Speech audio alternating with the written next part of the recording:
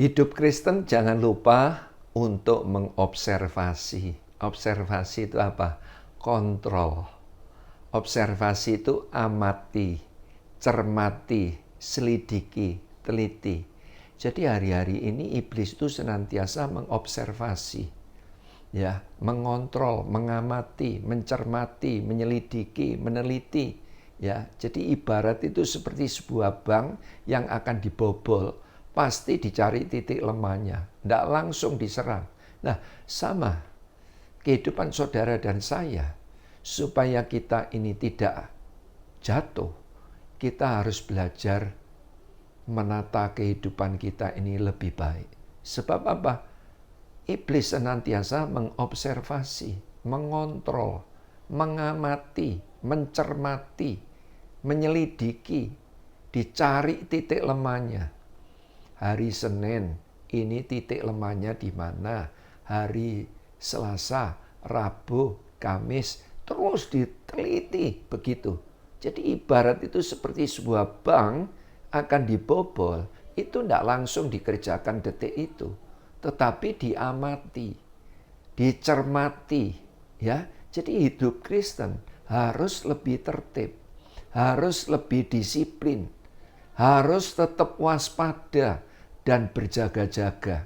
Jangan buka celah menghadapi kehidupan ini, ya. Banyak persoalan, permasalahan, ya. Kita harus belajar terus melekat kepada Tuhan.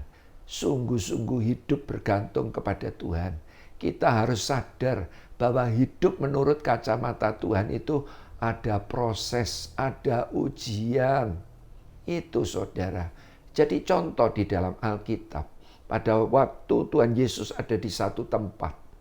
Dan saat itu Tuhan Yesus melihat iblis dan Tuhan tanya kepada iblis, "Iblis, dari mana engkau?"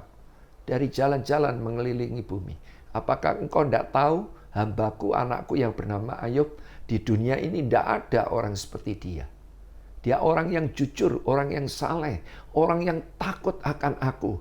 Dan dia itu pribadi yang membenci kejahatan." Tiba-tiba iblis bilang apa, saudara? Tiba-tiba iblis itu bilang gini, "Jelas Tuhan, Engkau yang memagari, Engkau yang membuat dia itu berhasil." Nah, yang artinya apa? Iblis ini tahu, ya, tahu kondisi keadaan Ayub ini. Memang Ayub itu diberkati oleh Tuhan. Sehingga apa? Ya, di situ Ayub ini, iblis ini mengutara pada waktu ditanya oleh Tuhan, dia berkata, "Jelas Tuhan, Engkau yang memagari, Engkau yang membuat dia berhasil."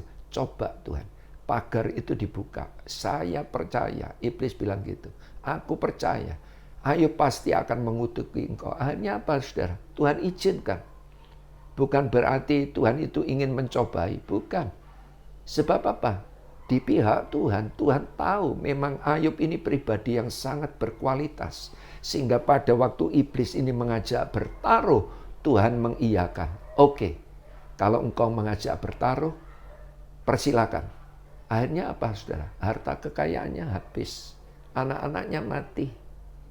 Istri yang paling dicintai mengajak dia untuk meninggalkan Tuhan. Bahkan sahabat-sahabatnya meninggalkan dia. Seluruh tubuhnya kena borok. Tetapi Ayub dahsyat luar biasa. Ayub adalah pribadi yang hebat luar biasa. Dia sadar bahwa hidup itu adalah apa? Bahwa hidup ini adalah kasih karunia Allah. Sehingga apa? Pada waktu semuanya habis, Ayub bilang apa? "Aku keluar dari rahim ibuku dengan telanjang. Aku kembali ke dalamnya dengan telanjang."